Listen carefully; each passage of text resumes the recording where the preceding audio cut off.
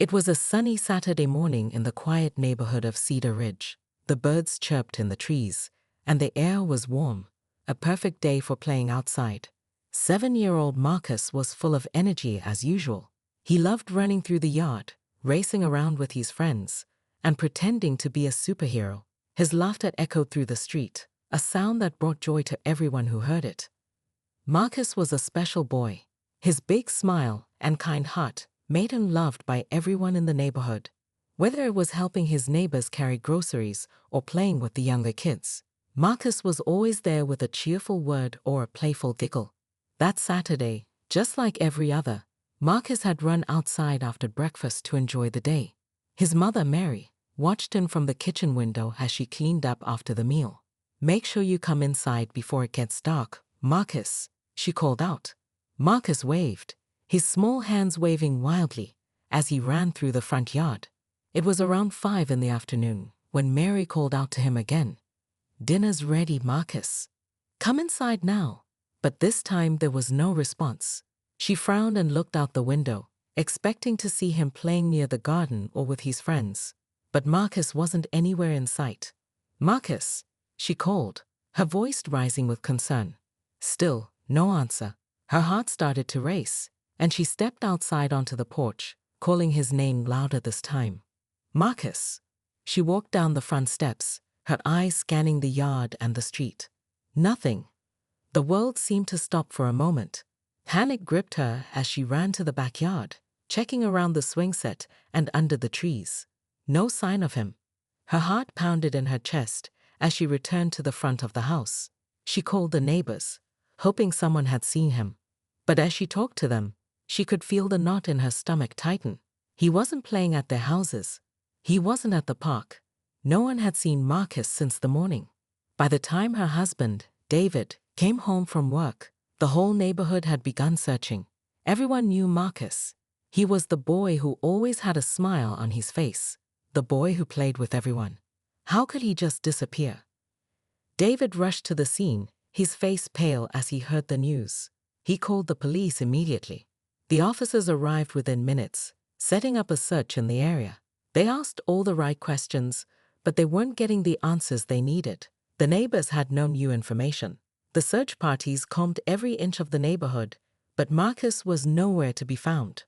Hours turned into days. The police continued their investigation, but there was still no sign of Marcus. Flyers were posted around town. The news reported on his disappearance, but as the days went by, the story slowly faded from the headlines. The neighborhood, once filled with hope, was now drowned in an unsettling silence. Mary and David couldn't sleep. Every night, they lay awake in bed, staring at the ceiling, wondering where their son could be. It felt like a nightmare they couldn't wake up from.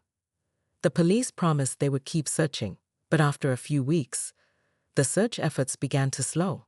The investigation became cold, and soon, the hope they had held on to started to slip away.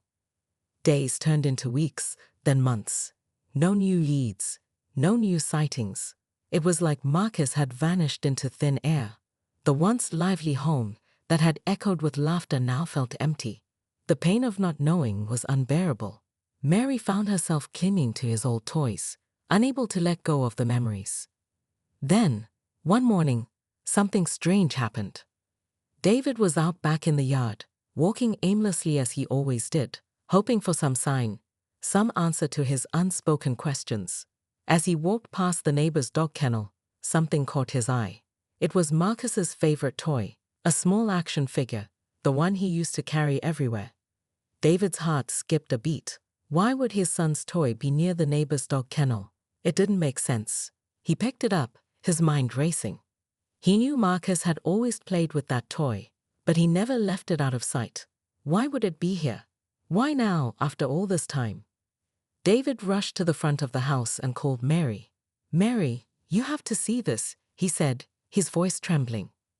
When Mary saw the toy, she froze.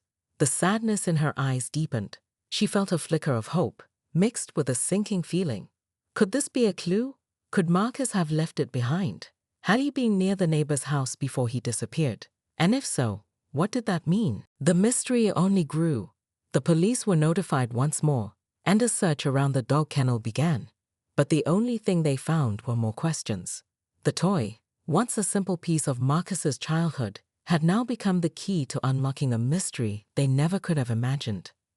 As the investigation resumed, the tension in the neighborhood was palpable. People whispered behind closed doors, wondering if they would ever get the answers they were desperate for. What had happened to Marcus? Where had he gone? And why had his toy ended up under the neighbor's dog kennel? The suspense hung in the air, thick and heavy. But no one knew that this tiny clue was about to lead them into the darkest secret the neighborhood had ever seen. The discovery of Marcus's toy under the neighbor's dog kennel sent ripples of unease through the neighborhood. It was the first concrete lead in months, but it also raised more questions than answers. The police arrived soon after David and Mary's discovery, taking the toy into evidence and launching a new investigation. Yet, the more they searched, the more the mystery deepened. David stood outside the neighbor's house, watching as officers inspected the yard and questioned anyone who might have seen something unusual. He felt a strange mix of hope and dread. Could Marcus have been near here before he vanished? Had something happened to him in the very yard where the toy was found? The neighbor, Mr. Edwards, was a quiet man, in his late 50s, with no real history of trouble. He was a bachelor, lived alone with his 2 dogs, and rarely interacted with anyone. Neighbors described him as friendly but reclusive. When the police arrived at his door, he seemed surprised by the commotion. "Is there a problem?" Mr. Edwards asked, his voice shaking slightly. He stood in the doorway, his expression unreadable. "Mr. Edwards, we need to ask you about a toy we found in your backyard," Officer Walker said. He handed over the small action figure, which seemed to be a symbol of the disappearance that had haunted this neighborhood for so long. Mr. Edwards glanced at the toy, his face paling as he took it from the officer's hand. "I don't know how it got there," he said, his voice faltering. "I haven't seen the boy in months. I haven't seen anyone around my yard lately." The police didn't push further. There was no evidence to suggest that Mr. Edwards was involved in Marcus's disappearance. Yet, something about the situation didn't sit right with David. He couldn't shake the feeling that the man knew more than he was letting on. The strange hesitation in Mr. Edwards's voice had left David uneasy. "Are you sure you've not seen anything unusual?" David asked, his voice tight. "Anything at all?" Mr. Edwards's eyes darted nervously, avoiding David's gaze. "I swear I haven't seen the boy. I don't know how that toy got there." David could feel the tension in the air, thick and uncomfortable. But the police had no evidence to link Mr. Edwards to the disappearance, and their hands were tied. With a few more questions and a promise to keep searching, the officers left the property, leaving behind a trail of unanswered questions. The next few days were filled with a heightened sense of dread. David and Mary spent every waking moment obsessing over the discovery, trying to piece together the puzzle of their son's disappearance. Why would Marcus's toy end up under the neighbor's dog kennel? Had Marcus been near the kennel just before he vanished? If so, why had no one seen him? David couldn't shake the feeling that there was something hidden beneath the surface, something the police hadn't yet uncovered. He knew Marcus. His son was playful, always running around the yard, and he had never gone near the kennel. It was too far from their house, and Marcus had always stayed close by. But now, with the toy found so close to the kennel, it seemed like a sign. David spent the following evening walking the neighborhood again, retracing Marcus's steps from the day he disappeared. He was trying to make sense of the situation, to find some clue that would bring him closer to the truth. His feet took him to the edge of the block, near Mr. Edwards's yard. That's when he saw something that made his heart race. At the far corner of the yard, hidden behind the fence, was a small shed. It had always been there, but David had never paid much attention to it before. It was old, covered in ivy, and looked as though it hadn't been touched in years. But now, with the mystery of Marcus's disappearance weighing heavily on his mind, David felt a sudden urge to approach. He walked cautiously towards the shed, his breath shallow as he stepped closer. The shed looked unremarkable, but something about it gave him an uneasy feeling. It was tucked away from view, concealed behind trees and bushes. Was it possible that Marcus had been there? Was this where he had disappeared to? David's hand reached out to the wooden door, his fingers trembling. Slowly, he turned the handle and pushed the door open. Inside, the shed was dark and musty. Old tools and broken furniture were scattered about, and the air smelled stale. But in the far corner of the shed, something caught his eye, a faded red ball, covered in dust. It was the ball Marcus had used to play catch in the yard. David's heart sank. How could it be here? He had never seen Marcus play with it near the shed. Had he hidden it here, or had someone else placed it there? The room felt suffocating, as though the walls were closing in on him. He couldn't shake the feeling that he was on the verge of discovering something huge, something that could finally lead him to Marcus. But what? What had happened to his son? David backed out of the shed, his mind racing with 100 possibilities. Could this shed hold the key to solving the mystery? Or was it just another dead end? The search for answers was far from over, but now, David knew one thing for certain. The more he uncovered, the more the mystery deepened. The toy, the ball, and the strange presence of the shed were all pieces of a puzzle that was slowly coming together, and David was determined to solve it, no matter where it led. As the evening grew darker, David's thoughts turned to the one question that had haunted him since the day Marcus vanished. Where was his son? And what was hidden beneath the surface of their quiet neighborhood? The discovery of Marcus's ball inside the shed only added to the mystery. David couldn't shake the images in his mind. The shed, hidden in plain sight, felt like a place where secrets were kept. As days passed, David couldn't stop thinking about it. Every time he walked past the yard, his eyes would be drawn to the shed, the ball, and the strange feeling that something was off. It was a constant nagging presence in his mind, but his obsession with the shed was starting to take a toll on his family. Mary noticed his distance, the way his eyes would flicker toward the neighbor's house every time they passed. She could see that David was spiraling, consumed by thoughts of their missing son and the twisted puzzle that was growing in his mind. She had her own questions, her own suspicions, but she didn't want to push him. She knew that whatever was happening was much bigger than both of them. Still, as the days dragged on, the mystery deepened. David found himself returning to the shed in the dead of night, unable to sleep, driven by an irresistible pull. He stood at the fence, his hands gripped tightly around the bars, staring at the shed's weathered door. The moonlight cast long shadows over the yard, and for the first time, he noticed something he hadn't before, a faint set of footprints in the dirt leading to the shed, partially hidden under the overgrown grass. His heart pounded in his chest. Had these footprints been here all along? Had Marcus left them, or had someone else?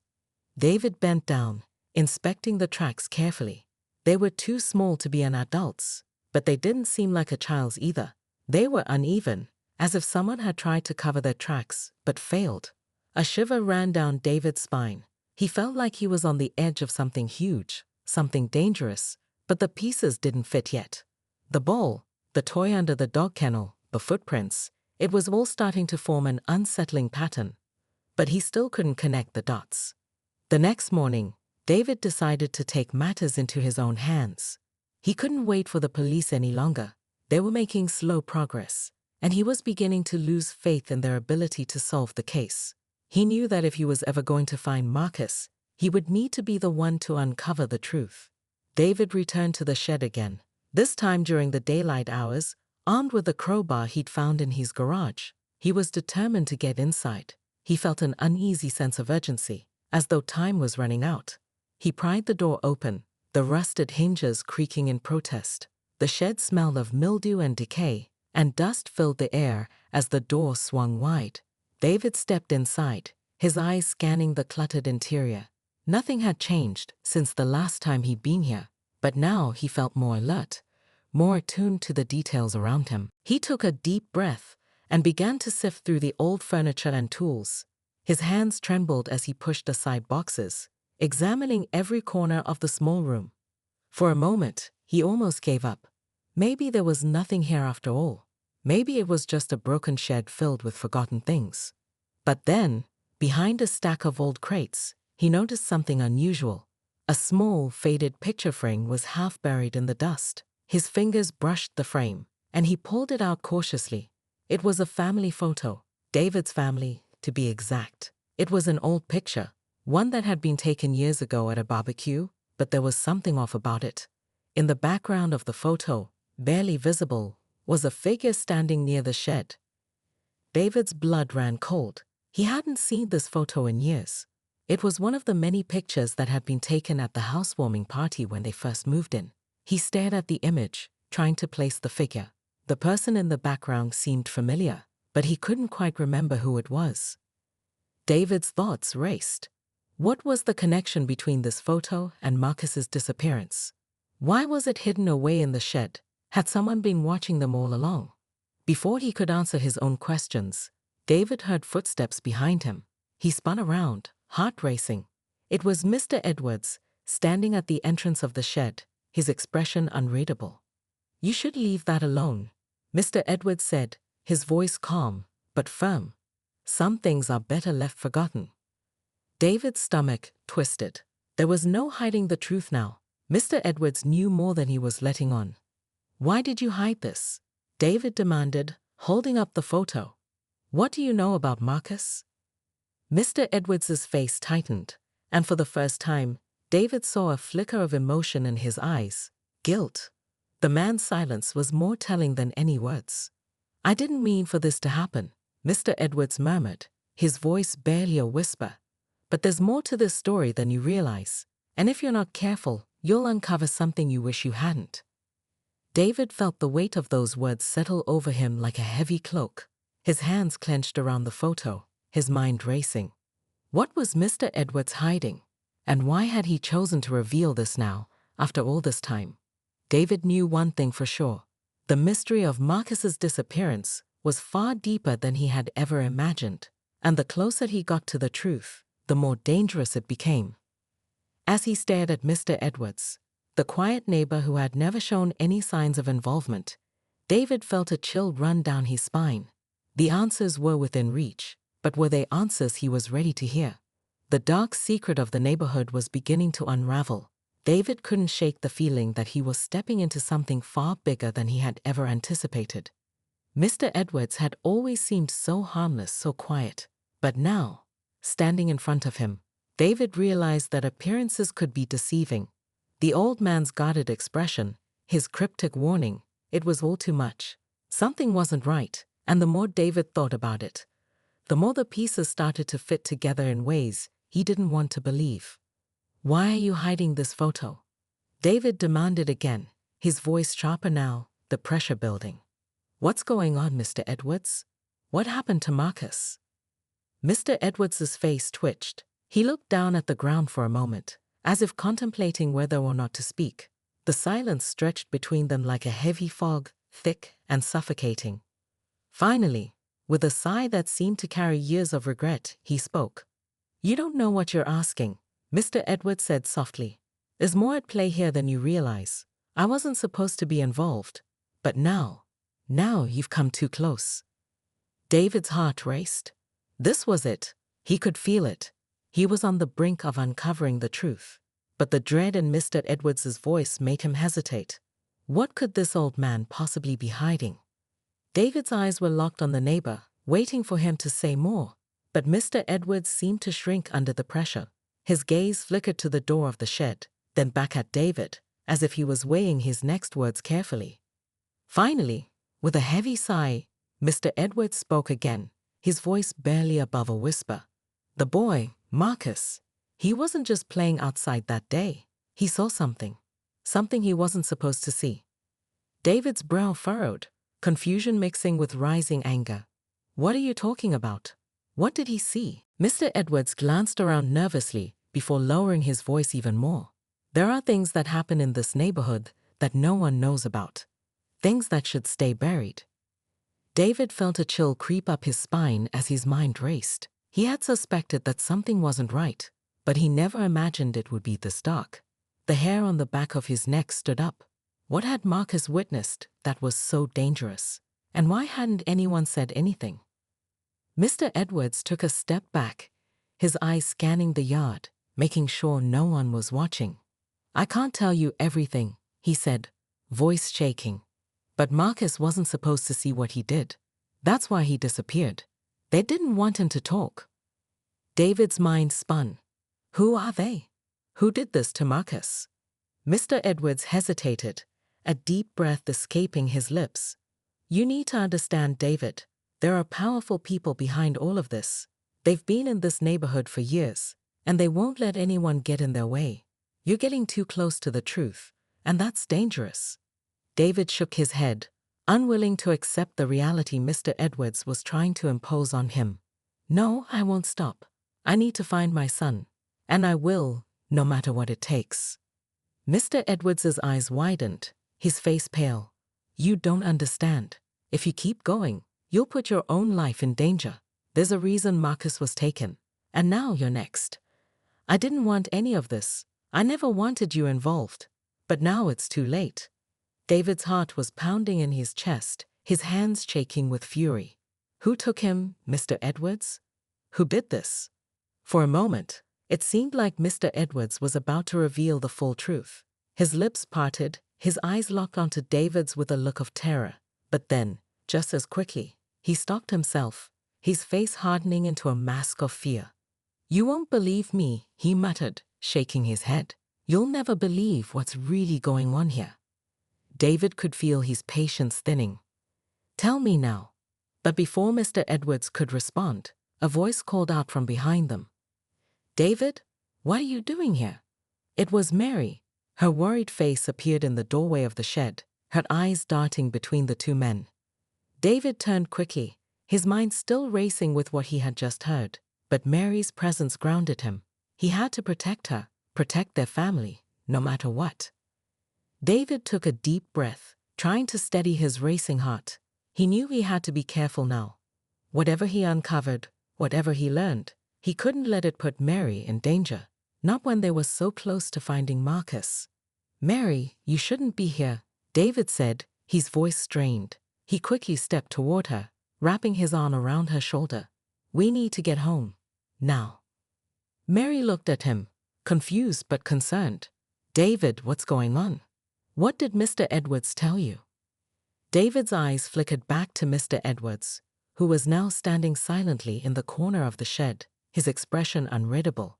David didn't want to say too much. Not yet. Not with Mary standing there, vulnerable to whatever dark secrets Mr. Edwards was hiding. We'll talk later, David said, trying to force a calmness into his voice. Right now, we need to focus on finding Marcus. With that, he took Mary's hand and led her away from the shed, leaving Mr. Edwards behind. But David knew that the true fight was only just beginning. He had to find Marcus. He had to uncover the secrets that had been buried in this neighborhood for far too long. And nothing, not even the terrifying warning from Mr. Edwards, was going to stop him. The truth was within reach, and he wouldn't rest until he found it. David couldn't sleep that night. His mind was consumed with thoughts of Marcus and the chilling secrets Mr. Edwards had hinted at. The warning the old man gave him echoed in his ears. You're getting too close to the truth, and that's dangerous. The weight of it all pressed down on him. Every corner of his life was being affected. His family, his job, even his sense of safety. It all felt fragile now. The truth about Marcus's disappearance was buried somewhere in the shadows, and David was determined to find it. He couldn't stop now. The next morning, David set out again, but this time he wasn't alone. Mary, despite her fears, had insisted on coming with him. She wanted answers as much as he did. The two of them were walking into dangerous territory, but neither of them could turn back. They headed to the old neighborhood, the one that had seemed so ordinary before.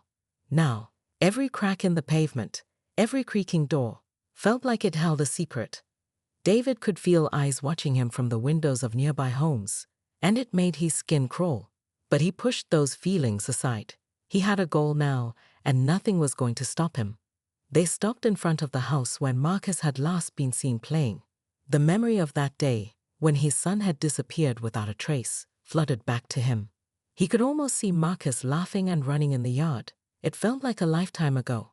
David looked around, surveying the street. He noticed something strange. A man standing in the driveway of the house next door, staring at them. David's instincts kicked in. He'd seen this man before.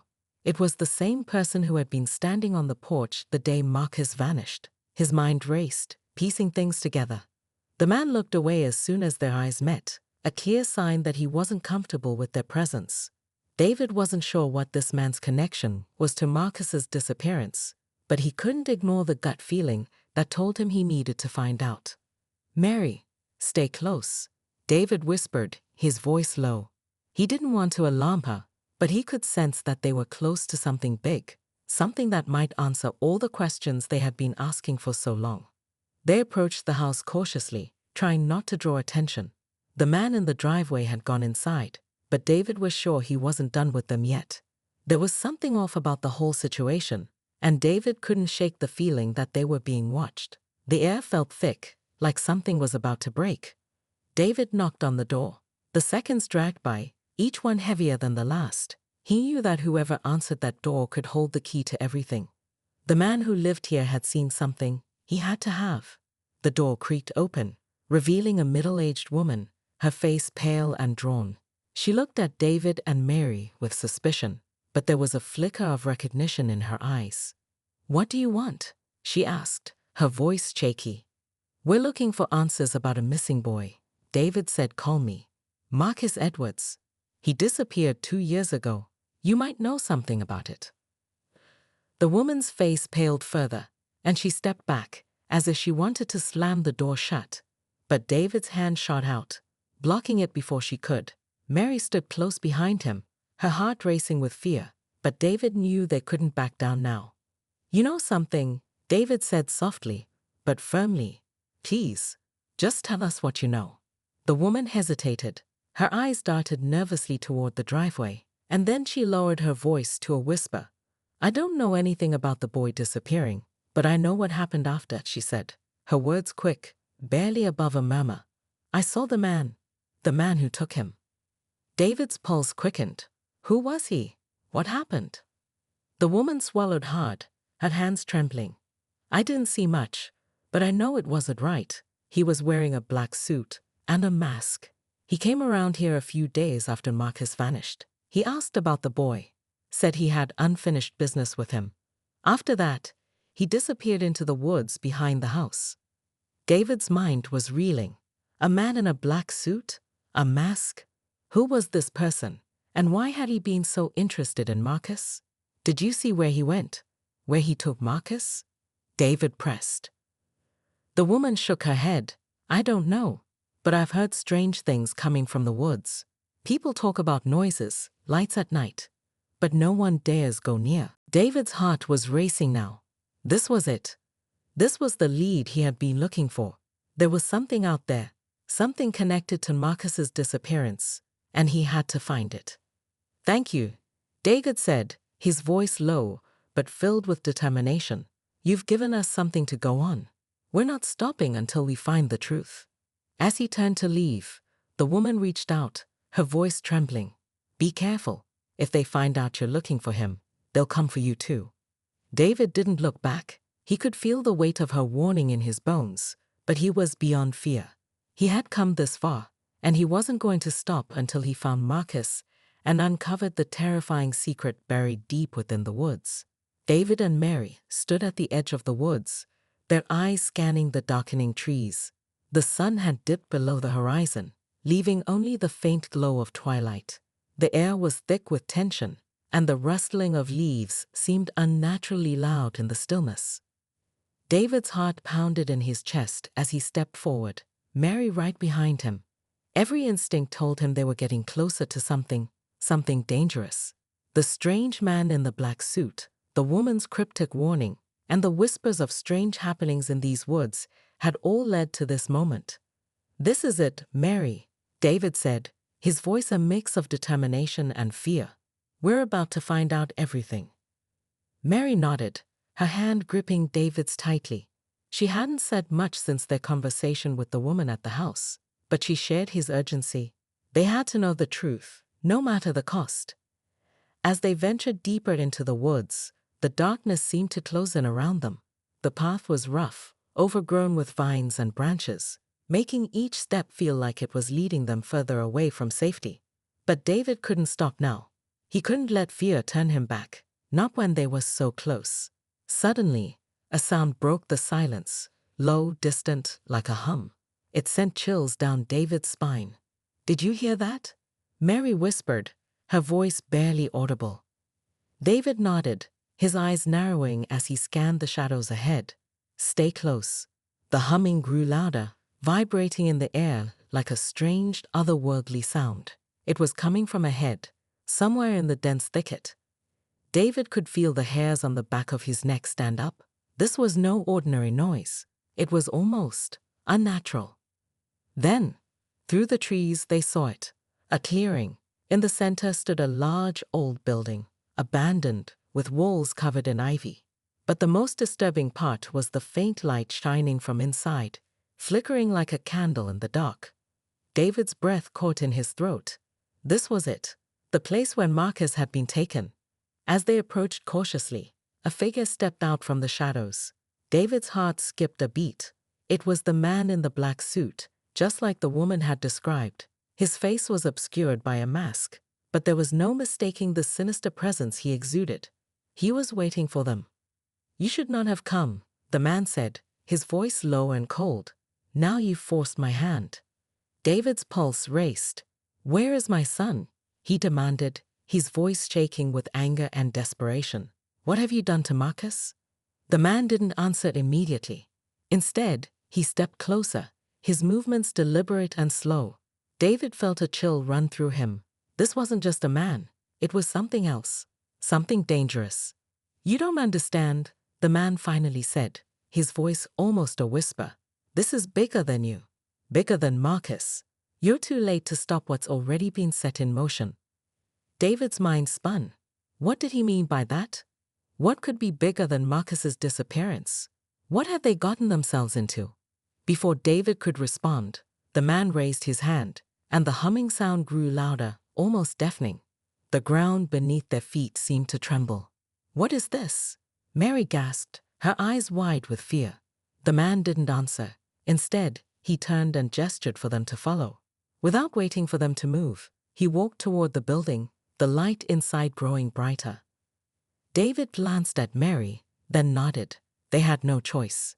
They had come this far, and they had to find Marcus. They stepped into the clearing, following the man toward the building. The door creaked open with a groan as they entered.